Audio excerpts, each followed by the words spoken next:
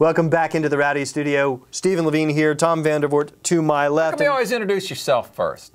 Because introduce me first. I'm closest to me. I'm the one who's closest to me, and then I go. You should know that I rate in reverse clockwise order. Well, we're here to have a racing roundtable, otherwise known as counterclockwise. Whatever they say, I don't know. Yes, two questions. All right. That are on the roundtable. First, was James Finch and Phoenix Racing right, or was it a smart move to bring Kurt Busch back into the fold? Boy, that's a tough call. I think for James Finch, for that team, making a decision for that team and that team alone, not for NASCAR as a whole, and not to make a statement about anything, I think it was the right decision.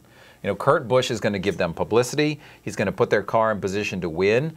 And they sort of made their bed when they hired him at the beginning of the year. Yeah, they hoped that they would get a little bit better public performance from Kurt Busch as far as public relations, dealing with sponsors, and that maybe has taken a step back.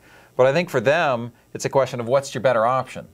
And I hate to say it, because I don't like to reward bad behavior, but what's the better option than Kurt Busch, even with his baggage? Well, there's two ways to look at this. From a competitive perspective, you're absolutely right. They weren't going to get anybody. They're not going to get anybody more talented than Kurt Busch to sit behind the wheel of that 51 car. That was the deal they originally made, which is the reason we're getting a guy that's this talented is because he has baggage. So from a competitive perspective, it's a no-brainer.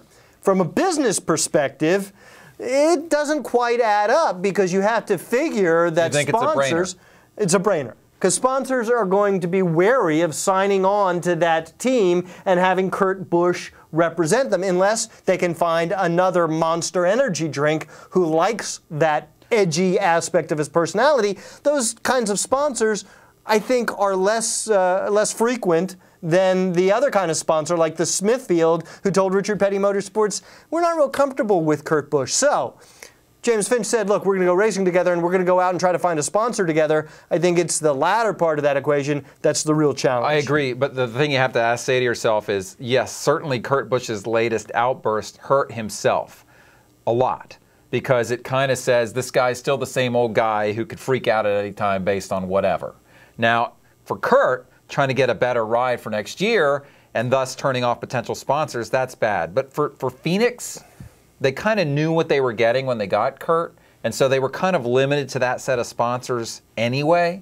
Are they more limited now, more constrained now? Slightly. Maybe a little. Slightly. I just don't think that much. So I think you're not giving up more than you already had given up when you decided to put Kurt in the car in the first place. So that's why I think they made a decision to bring him back and hope that this time will be the last time. Well, I think Kurt's on a pretty short leash right now, based on what James Finch said prior to talking to Kurt Busch. I think he probably, you know, as he said, had a come to Jesus meeting and he probably said, look, this is it. Can't have anything like this happen again. But it's not only about the public relations aspect of it, it's about tearing up race cars too. And James Finch was sort of over that. Absolutely. So I think Kurt Busch is going to be on a pretty short leash. It'll be interesting to see if it affects his on-track performance.